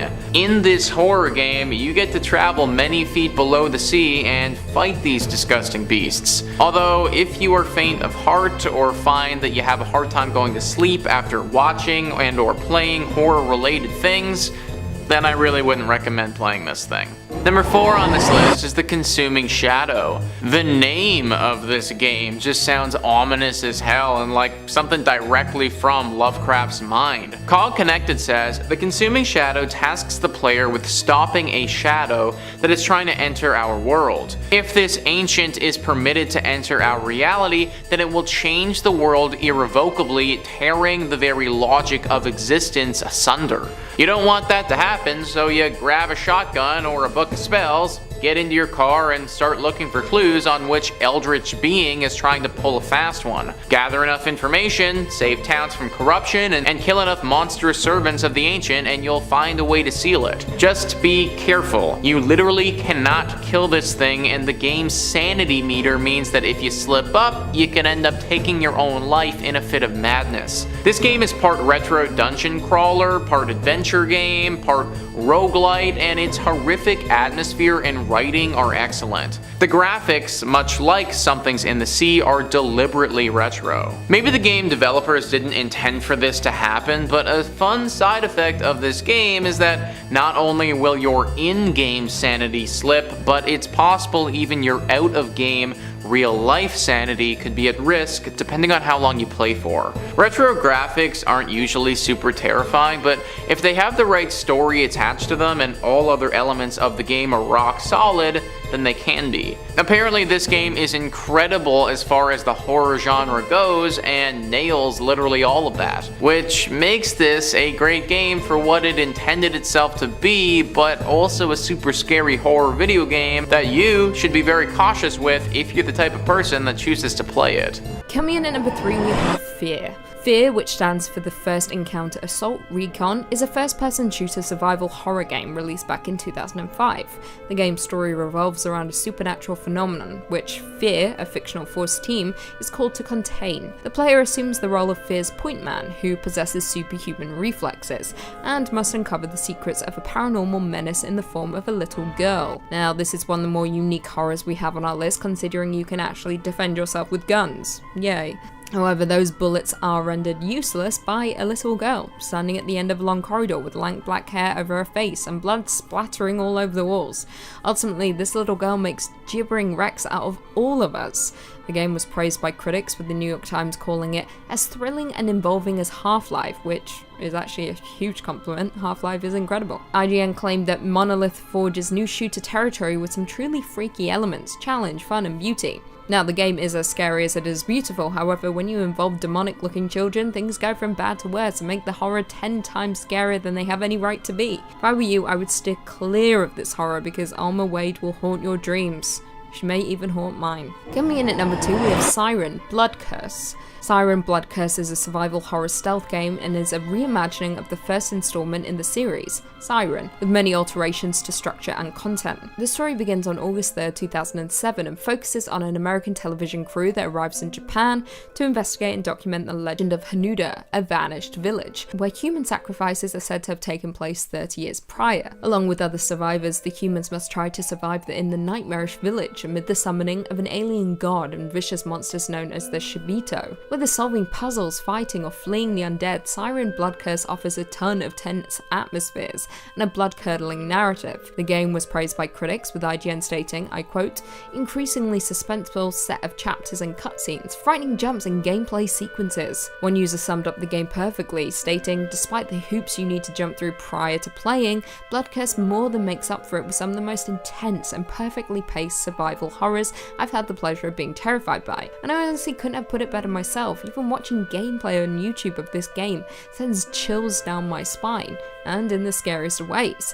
This game is truly terrifying to watch and play, and for that reason alone, it is best to steer clear of it, unless you want your sleep to be disrupted forever. Just saying. I don't. But for those interested, PewDiePie did play the game, and he's got a full gameplay on YouTube, so you should check it out. And finally, coming in at number 1, we have the one we were all waiting for. Amnesia, The Dark Descent. Amnesia, The Dark Descent is a survival horror game, and one that I quite literally couldn't even get 5 minutes through because I was absolutely terrified. If you have yet to play this game, just don't do it, because it is one of the scariest experiences of my life. The game itself features a protagonist named Daniel, who is exploring a dark and foreboding castle, while trying to maintain his sanity by avoiding monsters and other terrifying obstructions. You are quite literally helpless as you explore the gothic castle with no memory of how you got there. You are unarmed, and worse still, you are alone, with the castle's halls being stalked by monsters that lurk in the shadows. The game forces you to do everything video games typically don't want you to do. Flight over fight. You must barricade yourself in rooms or sprint through the winding halls while ghouls chase behind you, getting closer and closer with each turn. As you would expect, Amnesia received hugely positive reviews from the horror gaming community, with critics praising the ominous atmosphere and horror elements. I quote, by strongly focusing on vision and hearing, the distance between player and game is radically diminished. Now this game should be illegal simply because of the pure horror it inflicts on us. The terror lingers long after you finish the game, with you constantly looking over your shoulder for the lurking presence who has been haunting you. Trust me when I say this game is not for the faint-hearted. At number 5, Texas Chainsaw. As the title suggests, this game is based entirely on the Texas Chainsaw, an iconic horror movie that came out in 1974. The movie is about a deranged killer known as Leatherface who, well, goes on a massive wielding a chainsaw. The movie garnered massive success despite a small budget and quickly became one of the most well-known horror movies of all time. The film featured plenty of violence and gore and spawned a whole heap of sequels and spin-offs that are still coming out today. And of course, it also spawned an amazingly terrifying game that came out August 18th this year. The game follows a similar concept as the movie, featuring a group of survivors being chased around by Leatherface and his crazy killer family, who have a penchant for human flesh. Many of the maps in the game feature many of the iconic locations from the movie, including a new area made specifically for the game, the family's slaughterhouse. The gameplay is deceptively simple, but very creative. It's an asymmetrical survival horror game, meaning that players play in teams of uneven sizes. 4 players play as the victims, attempting to escape, and 3 others play as the flesh-hungry family, with one of them being Leatherface himself, trying to kill the victims before they can escape. This concept of asymmetrical horror games has become a trend in multiplayer horror games since the release of Dead by Daylight in 2016, but the scale of 3 versus 4 is unique to Texas Chainsaw, making it stand out against the rest. With this large player count of 7, you can play with your friends, strangers, or even your family if you guys are into that. The victims start the game off in the basement, trapped with Leatherface. Once they escape his clutches using different tools at their disposal, they need to find an exit from the map to escape and win the game. Meanwhile, Leatherface's family will be hunting down players, impeding on their attempts at escape and trying to kill them. A neat feature is the family's grandpa, who must be fed the innards of the victims and is woken up if there's too much noise, and it will reveal the locations of every victim on the map that's moving. This makes for a fun game of cat, cat, cat, cat, and mouse, mouse, mouse that allows for lots of replayability and an assortment of different outcomes to each map. The game is available on all platforms but Nintendo Switch, and plenty of people are playing it right now. I'm not sponsored, but now is a great time to get the game if you're interested. Next at number 4, World of Horror. Now, this game technically is both already released and is yet to release, as it's been available to play in beta since February of 2020, but is getting an official release on PC, Switch, and PlayStation on October 19th this year. Unlike the fast-paced action of Texas Chainsaw, World of Horror is a more slow-paced role-playing game with a 1-bit pixel art style that matches well with its manga-inspired themes. The game takes place in the town of Shiokawa, Japan, where the player must investigate and explore various cursed and haunted locations, fight otherworldly creatures, and climb a hellish tower in order to stop the apocalypse. Upon opening the game, the player is immediately greeted by its two-tone art style, taking clear inspiration from the works of Junji Ito, a world-class horror mangaka known for making some of the most iconic works in horror. If you haven't read any of his work, I really recommend it. He's made some truly terrifying stuff. Off the bat, you're given the mission of exploring all sorts of different locations, which are all these self-contained horror stories, featuring terrifying monsters of all kinds. They vary from ghosts to demons to beings of pure cosmic terror that will keep players at the edge of their seats throughout each playthrough of the game. And with a massive collection of different stories and scenarios to experience, World of Horror makes for a very replayable experience, giving players hours and hours of fun and terror to have. The game has players solving assortments of puzzles, exploring haunted locations, and its main feature, turn-based combat. In many scenarios, players will have to fend off against the dark forces that inhabit Shiokawa, usually only using a trusty knife or other tools in order to go toe-to-toe with these eldritch abominations. A really memorable fight I had was in a high school against a woman with a big slit for a mouth wielding scissors. I was able to beat her with an inch of my life using nothing but a trusty baseball bat. This kind of underdog mentality keeps the game fun, rewarding, and scary as hell. If you're looking for a game you can pick up and play at any time, I'd recommend keeping an eye out for World of Horror this October. Number 3 on this list is Fallen London. This one is just about guaranteed to keep you up at night if you choose to play it. COG Connected says Fallen London may be the best browser game out there. It's certainly the best steampunk / Lovecraftian horror / comedy browser game. In this game, London has been stolen, or perhaps sold, and buried deep within the earth. The Neath is dark, dank, and so far from the sun that the laws which govern existence are beginning to break down. You find yourself in a realm where death rarely sticks. Hell is just a train ride away, and the giant alien bats who now own London will pay top dollar for love stories. It's a sprawling world filled with countless quests and story hooks, some of which are heartwarming, some of which chill the blood. Most of the story Fallen London has to offer range from delightfully creepy to mildly discomforting, but some of it will leave you sleeping with the lights on. Go on, seek Mr. Eaton's name, I dare you. This game is constantly being added to and expanded on, and at this point, I'm afraid to estimate how long a full playthrough might actually take. The evil monsters and their designs here are all based off of a Lovecraftian horror, and even though this game isn't expressly dealing with Cthulhu or anything like that, it has been classified in that genre. It is a very scary game that you can get sucked into. Problem is that it's hard to remember what reality is and completely leave the game once you're done playing. Images of Lovecraftian monsters and evil hell bat things will cycle through your mind as you're trying to live your everyday life. If that sounds like fun to you, then go ahead, play it. If you do play it though, can you tell me all about it please? Because I for one will not be partaking in a playthrough myself. Number 2 on this list is The Darkest Dungeon. So this game walks an interesting line between gothic horror and Lovecraftian horror, which makes it all the more scary in my opinion. COD Connected says, in this game you play as the heir to a dilapidated and monster-infested estate, directing a group of flawed heroes to try to make up for your ancestors' terrible mistake.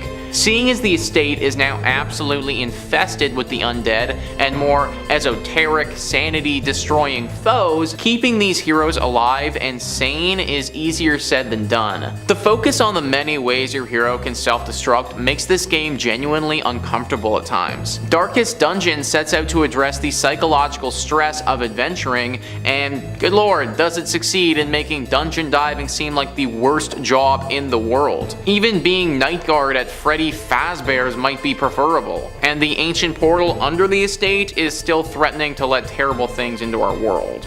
Gothic horror and that genre has always been particularly scary to me, so mixing that with the always terrifying and gruesome Lovecraftian stuff, that really makes it a match made in scary heaven. I think that the best word to describe this game is truly uncomfortable. Even at the low points of the plot, you never really feel like you can sit comfortably.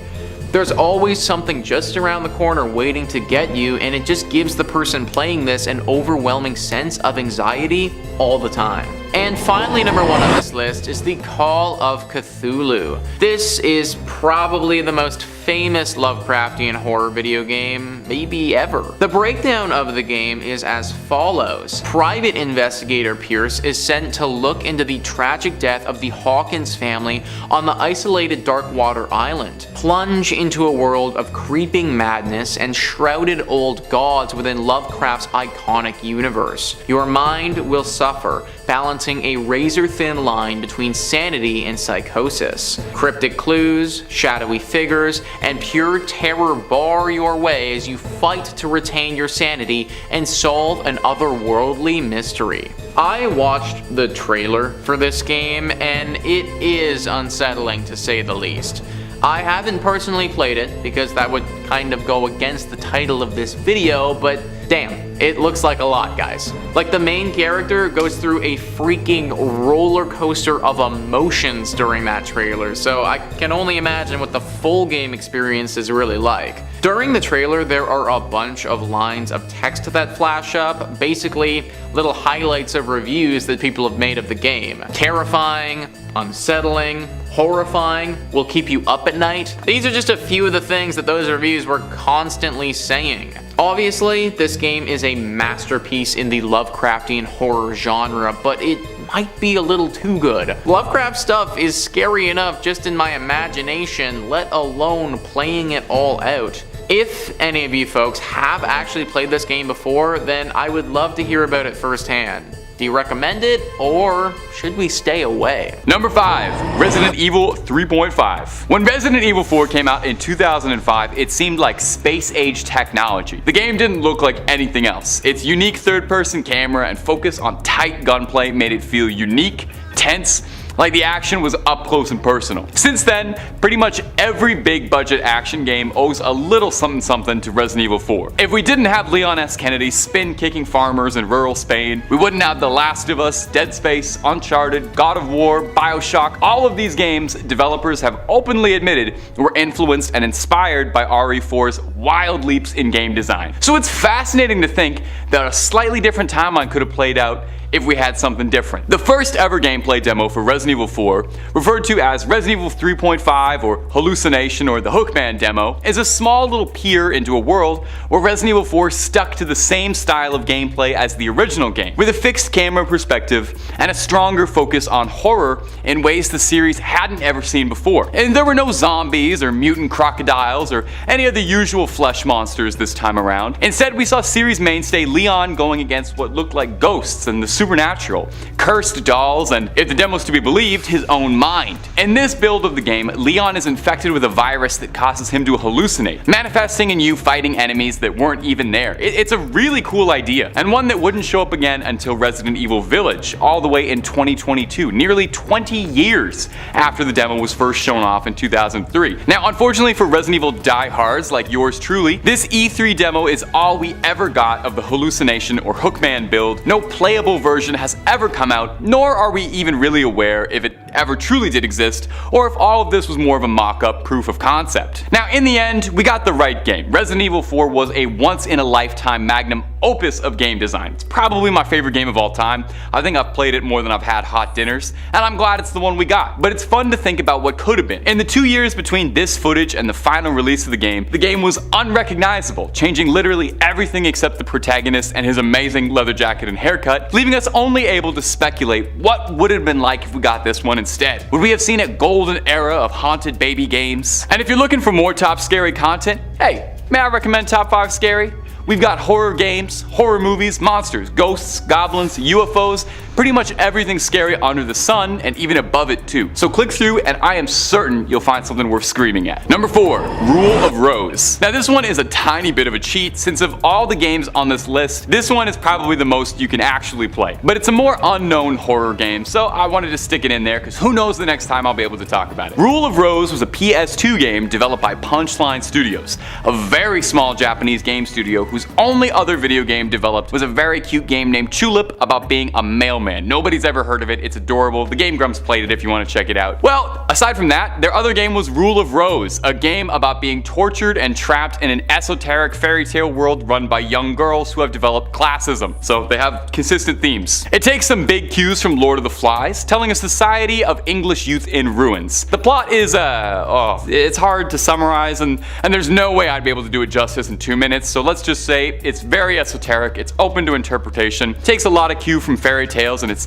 scary in a way a lot of scary games aren't. The team's goal was to create a new type of horror game, citing the Brothers Grimm and their fairy tales and Silent Hill as their main inspiration for horror. Now, Rule of Rose is an interesting case for why it's forbidden, because a lot of the controversy surrounding this game wasn't actually in the game, but rather stemmed from rumor and panic over this alleged content. You know, early reporters had wrote that the game featured inappropriate eroticism, obscene brutality, despite the fact that none of these things actually happen in the game. The game was a victim of its own perceived reputation, and it was banned across Europe from being sold. It was cancelled outright in the United Kingdom, France, Australia, New Zealand, and a few other little countries here and there. Justice Minister of the European Union, Franco Frattini, he spoke out about this incident, saying he was disappointed he wasn't consulted before it was outright banned. And he used the game as an example as to why government officials need to meet and discuss with gaming industry representatives to ensure they're not censoring content and maintaining freedom of expression, citing that he felt most officials who spoke so fiercely about Rule of Rose had not actually seen any of the game's alleged content, but was basing it off of promotional media or rumor. That's oddly fitting, I think, that the people making rules about it didn't even bother reading anything about it, just banning it outright. Well, they're just like gamers getting mad at stuff they haven't played. Now, you're not outright forbidden from playing Rule of Rose, but good luck getting a copy. It's not available on any digital marketplaces, and physical copies for the original release tend to start at around $200. So if you're curious about it, you can always open up another tab on YouTube and try and watch a Let's Play. Much, much, much cheaper. Moving on to number 3, the Outlast Trials. Outlast is by far one of the most popular horror game series of the 21st century, making waves with its first release, being praised for its terrifying gameplay and charismatic villains. The first 2 games have you as an investigative journalist in some dark and murky parts of the United States. They're both first-person games and are known for being in the perspective of camera footage taken by each of the protagonists. This camera makes for the main gameplay feature of the game, with the player having to maintain the battery of the camera in order to use its night vision mode. Unlike the last 2 games on this list, the player player has no way of defending themselves. Instead, stealth is the focus, as you try to avoid the deranged killers out to get you. The Outlast Trials, released in May,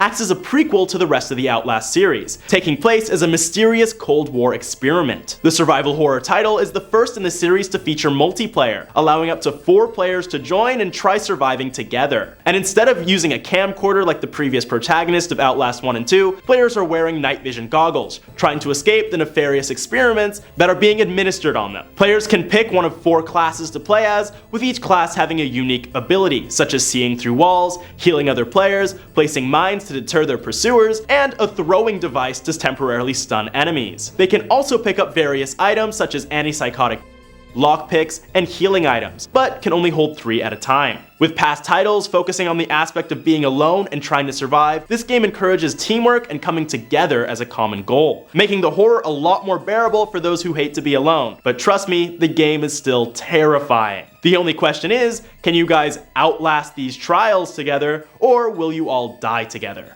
I guess you'll have to play the game to find out. Number 2, Resident Evil 4 Remake. Now, I may be a little biased, but the Resident Evil series is one of, if not the most iconic survival horror series of all time, dropping instant classics at every release, and RE4 Remake is no exception. Now, I'm not sure if you guys know, but the original Resident Evil 4 is one of the most influential video games of all time. The game revolutionized action games, and of course horror, with its iconic over-the-shoulder camera and action mechanics. Not only that, but it features loads of personality and style, with its snarky protagonist Leon Kennedy, a cop-turned-secret agent sent to a remote village in Spain to rescue the daughter of the President of the United States. Of course, this is where things go wrong when he finds out the village is plagued with these zombie-like villagers known as the Ganados, infected by a deadly parasite called Las Plagas. The remake follows the same plot, but features modern-day graphics and gameplay that look and feel as smooth as a baby's bottom. The remake retains the same over-the-shoulder camera as its predecessor, but has more modernized features to suit a modern audience. Famously, the original RE4 would force the player to stop moving so that they could aim, attack, and shoot. But in the remake, the player can move freely while doing this. This decision by the developers sparked controversy amongst longtime fans of the series, as it dulls some of the challenge brought by the original game.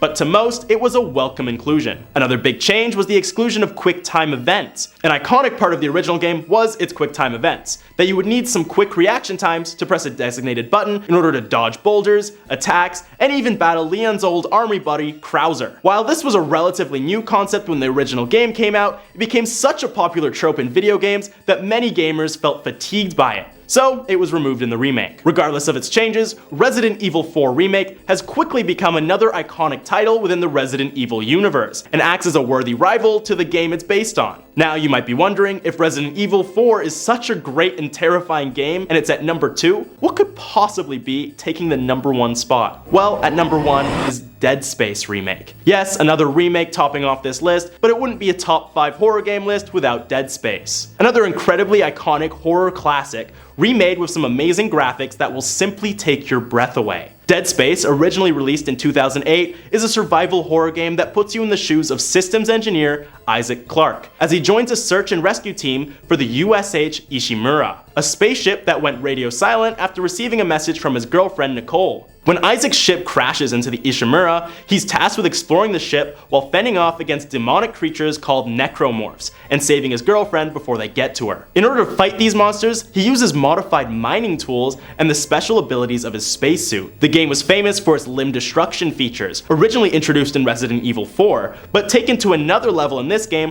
where players could shoot certain limbs of the necromorphs in order to incapacitate them. His spacesuit is also capable of things like telekinesis, allowing him to move objects around and freeze them in place in order to face off against powerful enemies and solve difficult puzzles. The game's atmosphere is like no other, the dark hallways of the Ishimura beckoning like the abyss, with frightful demons waiting for you at every corner. Dead Space is pretty well known as one of the scariest horror games of all time, and the remake is no different. With a complete graphical upgrade, the game only gets scarier, and if you've played any game in the Dead Space series, you'd be able to tell pretty quickly why it's earned its number 1 spot on this list. Punching its way into number 5, we have Thrill Kill. This would-be Mortal Kombat competitor never actually released thanks to the controversy surrounding its subject matter. Thrill Kill is a game full of violence and sexual content, as most horror-themed fighters should be. There were BDSM costumes, fetishistic acts, limb dismemberments, and super suggestive special moves. Get a load of some of these.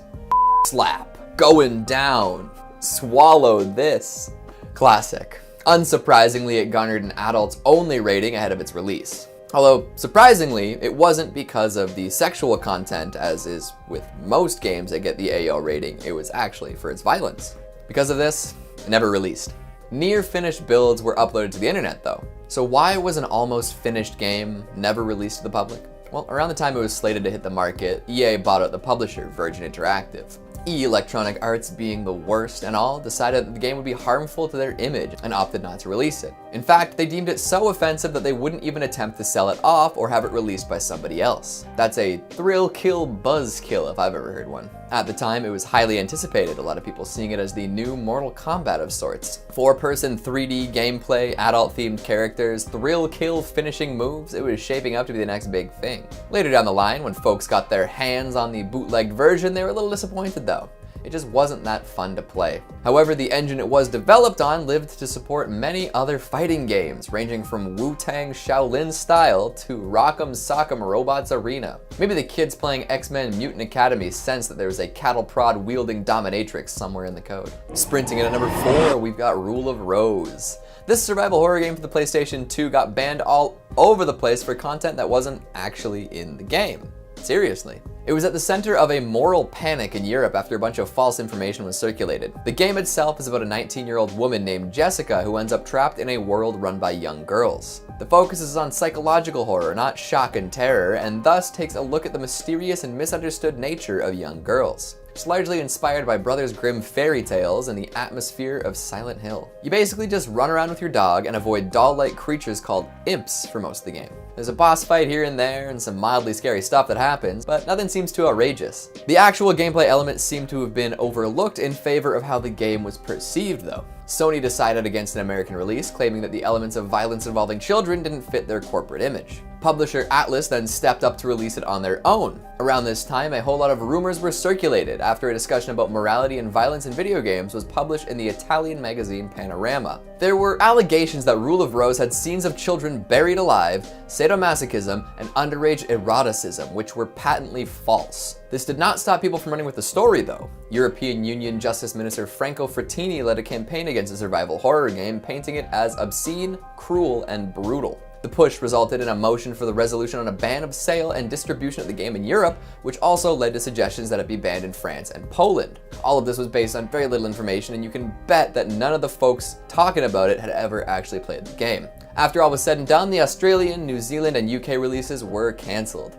Sheesh. For a relatively tame horror game, it garnered a lot of attention. Splattering in at number 3, we've got Splatterhouse. Something about chopping demons in half with a meat cleaver doesn't sit right with the morally pure, huh? It was no surprise when Splatterhouse, the 80s style slasher-inspired beat-em-up, was unceremoniously pulled from dozens of arcades across America. In this horror classic, you play as Rick Taylor, a man who allows himself to be possessed by a cursed mask in order to gain the power required to save his girlfriend. Then he absolutely tears through screen after screen of demonic baddies and ghastly ghoulies. Makes you just want to whip a wrench at someone's head. I'm not crazy, you are. It was actually the first video game to come with a parental warning, which read, "Warning, this horrifying game may be inappropriate for young children and cowards." Damn, Splatterhouse, you're just asking for the cowards to come out and ban you. The arcade cabinets were licensed to Atari for distribution in North America, and like all good, cool things, it was controversial there. Violence, gore, and references to Christian symbols like the cross. It's brainwashing our youth, get it out of there. So after 100 cabinets were sold, it was banned. I'm sure the owners of the arcades were thrilled. Eventually, there was a port made for the TurboGrafx-16, but it was toned down. Less blood, no crosses, and a red mask to avoid the Voorhees connection. This was not the end of the Splatterhouse ban story though, no, not by a long shot. Like most classic franchises, Splatterhouse got a mediocre 3D remake in the PS2 Xbox 360 era. And like most violent video games, Germany said, get out of here with that nonsense. Oh, Splatterhouse, you're too splattery for your own good. Coming in at number 2, we've got Condemned: Criminal Origins. Speaking of German bans on video games, let's talk Condemned. This first-person horror game found itself in a sticky situation in the land of Volkswagen. Known and beloved for its brutal melee combat using improvised weapons and CSI-style investigation elements, Condemned is one of the better-received horror games of the 2000s. You play as Ethan Thomas, a man framed for murder, looking for the serial killer who did him dirty. The population of Metro City is going insane and no one seems to have an explanation, so you're just gonna have to fight a bunch of homeless people as you piece together the mystery. One of the big gameplay elements involved using what's known as finishing moves, where you ruthlessly kill an enemy that you've incapacitated. This often took the form of snapping necks or headbutting people to death. German law abiders took issue with this and ended up confiscating all copies of the game because of a law that outlaws the dissemination of media that describes cruel or otherwise inhuman acts of violence against human beings in a manner which expresses or glorification or rendering harmless of such acts of violence which represents the cruel or inhuman aspects of the event in a manner which injured human dignity, which I suppose describes a lot of horror media. A major point that a lot of people took issue with was the fact that there was really no way to avoid these violent encounters in the game. No stealth mode, no tactical choices, just go ahead and beat a homeless man to death for being crazy. Fair enough. And finally, at number 1, we've got Assault-Lay. Yeah, this is another one of those where I'd rather not say the title out loud. The real title is not, in fact, Assault-Lay, it's something else, but I'm sure you get the idea. The contents aren't any better either. In this Japanese eroge game, you play as a stalker who likes to grope women on public transit. When he gets caught and called out by a teenage girl, he decides to use his father's political leverage to take revenge. The whole game is you stalking, groping, and then assaulting a family of 3. The ages of the people in that family range from 12 to 40. Not great. Thankfully, the stalker dies at the end no matter what, but does that really change anything? Many folks took issue with this game, garnering attention from British members of Parliament, the Women's Forum in Australia, and members of Equality Now, who wrote to the then Japanese Prime Minister Taro Aso in protest. After receiving all this attention, the game was taken off of digital marketplaces and eventually was restricted from being sold in Japan. This actually prompted the developers and publishers of similar games in Japan to ban foreigners from their websites to avoid further controversy. Huh. Starting off this countdown, we have the Dead Island series. Dead Island is a 2011 survival horror video game. In this game, you have to survive in a zombie-infested world. Basically, 4 playable characters find out that the majority of the population has been infected by this plague. As a result, people are now these zombie-like flesh-eating creatures. The 4 characters, though, are not infected and you have to find a way to survive and escape off of an island. Now, let's talk about the fun part. Why did it get banned? Well, you end up killing these zombies in pretty gruesome ways. Like you can run them over or stab them or smash them with baseball bats, you get it, okay? Of course, when this happens, there's a lot of blood and gore. Not only that, but severed body parts can be seen scattered across the island. You can also dismember the zombies, and in one scene you even see a kiddie pool full of blood. In another, you have to rescue a woman that's about to be sacrificed by her tribe. As a result, Dead Island was put on List B for Germany. List B is for games that contain extreme torture or other dark content. With that rating, it makes it illegal for stores in Germany to sell this game. Even shipments heading into the country are seized at customs. It was also banned in Australia as well. Coming in at number 4, we have Bully. This is a 2006 action-adventure video game that was developed by Rockstar Vancouver. For this game, you play as a student named James or Jimmy Hopkins, a mischievous schoolboy who got expelled from every school he's ever attended. As a result, he gets enrolled in Bulworth Academy. The story then revolves around him as he tries to become more popular in this school, while taking on liars and cheats and bullies. Now, this game came with a lot of controversy, especially from parents and educators. They claimed that the game promoted bullying and violence in school. In fact, a lawsuit was filed in an attempt to have the game blocked from store shelves in Florida. They claimed that this game would give a rise to school shootings. In fact, they referred to it as, and I quote, a Columbine simulator. Another point of concern was the sexuality present in the game. I mean, there are a bunch of missions you have to complete, and if you succeed, you get a kiss from a girl. You're also allowed to make out with girls to receive health bonuses. You also have the choice to kiss certain boys, and people were not happy about that. So it was banned in places that don't want to promote homosexual content. Other sexual themes involve a gym teacher who apparently hits on the young students, and there's also an adult store in town called Come Hither. Yeah, very punny. As a result, this game was banned in Brazil. They said it was potentially harmful to teens. They also said that anyone caught selling or owning the game will be fined. Number 3, Dead by Daylight and Stranger Things. Now, if you're a horror fan and a horror gaming fan, the odds are pretty good you've got a few hours logged on Dead by Daylight. Or if you're like your charming host here, you've got somewhere around, I think we're hitting the 500-hour mark. That's all I do when I'm not filming. It is a horror fan's best dream. It's a multiplayer game that pits horror's best heroes, like Ash Williams or Jill Valentine, against horror's nastiest monsters like Michael Myers, Jigsaw, Ghostface, and way more in a 4v1 experience that is just unlike anything else. It's frequently copied, but nobody does it like they do. One of the coolest things about keeping up with Dead by Daylight is that every few months, developer Behavior drops a massive content pack to keep the game fresh, usually featuring some new playable characters on both sides, some new maps, and most of the time they're original characters from the team, but the most exciting ones are the ones where we get to play horror icons, like the Stranger Things cast. One of the biggest chapters in Dead by Daylight was the Stranger Things crossover, featuring the Demogorgon as a playable monster, Steve Harrington and Nancy Wheeler as playable survivors, and a brand new realm in Hawkins' Lab and the Upside Down. The characters looked amazing, and like most of the licenses in Dead by Daylight, the team did an amazing job translating the characters' personality through their gameplay. Like the Demogorgon's unique power as it digs through tunnels in the Upside Down, or for example, Steve Harrington's perk set kind of reinforces him as a babysitter. You get all these perks to help out the team and kind of take hits for other people, and the map was lovingly recreated, immersive, and it felt ripped right out of the show. Fans of Dead by Daylight and Stranger Things were thrilled up until 2021, when Behavior lost the license for the Stranger Things content, meaning Hawkins, Steve, Nancy, and the Demogorgon all had to be pulled from the game. Now, if you'd already paid for them, you could still keep them as playable characters, but if you hadn't bought them, then you are completely out of luck. They are gone, and there is no way to access them in the game whatsoever. Now, Steve and Nancy, it's sad, but their skills at least got added to the general survivor pool,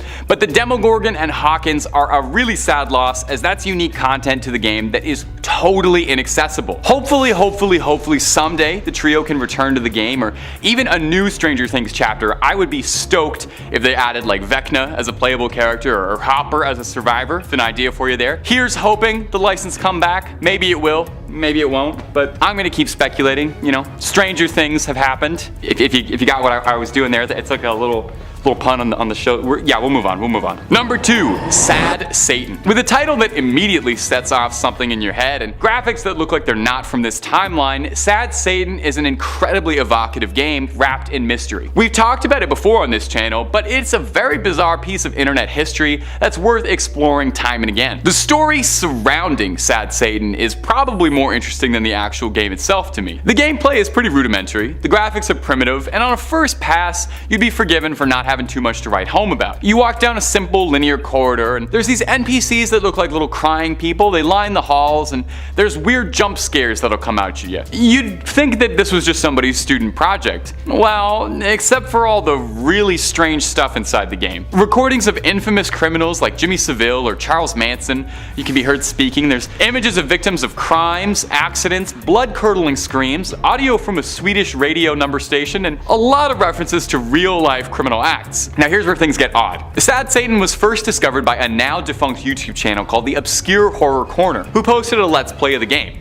And this was pretty much the first time anyone had ever seen it online. Obscure Horror Corner had said that he'd received a tip for the game from an anonymous source, and that it had come from the deep web. The game garnered attention very quickly for its mysterious and creepy content. Shortly afterwards, someone online claimed that the game that had been reported on wasn't the true version of the game, and that the true version of the game existed out there and featured much more illegal, darker content. Versions of this game were passed around chat rooms and forums claiming to be the real one. Some of these variants would contain things like illegal material or malicious software to brick your computer outright. Shortly after Sad Satan first became known, the Obscure Horror Corner disappeared, leading to a lot of mass guessing. Did he feel guilt and responsibility that this unknown game that should have been forgotten was being passed around because of his attention and it was getting people harmed? Was he the original creator of the game and he was looking for a way to virally market his creation? Like most things surrounding Sad Satan, no one knows for sure, and the mystery surrounding it almost is the game. And number 1, PT. It had to be, right? Our first entry had to be PT. Maybe the most instantly instantly recognizable forbidden horror game, as unless you already have the playable teaser installed on your PS4, there is no way to play the game, which is a tragedy of the highest order, since what little we were given of PT is a near masterpiece. Please forgive me, I am about to wax very poetic and very nerdy for something I am way too passionate about. Everyone and their baby knows PT was a proof of concept demo for a revival of the Silent Hill franchise, being helmed by Metal Gear Solid's visionary and all-around weird creator Hideo Kojima, alongside the immensely talented lover of the macabre, Guillermo del Toro, as well starring Norman Reedus as the protagonist. For horror fans, this was like the ultimate gift and then some. Silent Hill had been on ice for years, and everyone was curious about what Kojima was going to be doing now that Metal Gear Solid had been retired. Kojima had openly talked about wanting to do a horror project, and in the middle of 2015, a mysterious game appeared for free on the PlayStation Store dubbed PT from a development studio no one had ever heard of. The game was short and incredibly simple and is relentlessly terrifying. To date, it's probably one of the single scariest digital experiences I've ever played. You're trapped in a hallway of a suburban house, trying desperately to escape, and you're being pursued by the ghost of an extremely upset woman hunting you who may it be your dead wife. It's classic Silent Hill stuff. Each time you get to the end of the hallway, you find yourself back at the start, only each loop changes more and more, getting more horrifying and outwardly disturbing. The atmosphere of this game is like a mile thick. They did so much with so little. Now, that same year, after PT had been announced and won everybody over, and before the release of Metal Gear 5, it came out that Kojima had been let go from Konami, the owners of Silent Hill and Metal Gear. After Kojima's firing, the project was scrapped altogether, and the game was pulled from digital marketplaces and pretty much scrubbed from the internet. So if you didn't get a chance to play PT, the best you can do is look up a YouTube Let's Play of it and hold up a controller and pretend. Now, while we'll never get to play this Kojima Del Toro Reedus collaboration, Death Stranding released in 2019, and it is just chock full of Guillermo Del Toro, Norman Reedus, fetuses, bizarre horror, monster energy, peeing, walking whales, and lots of walking around hills to beautiful Icelandic indie music. And if any of those things sound appealing to you, you should definitely play it, because Death Stranding was great and everybody slept on it. And this year, Silent Hill is coming back, and while Kojima's not directing, the games we're getting do look amazing, from the remake of Silent Hill 2 to the all-new Silent Hill F. It has never been a better time to be a fan of either of those creators.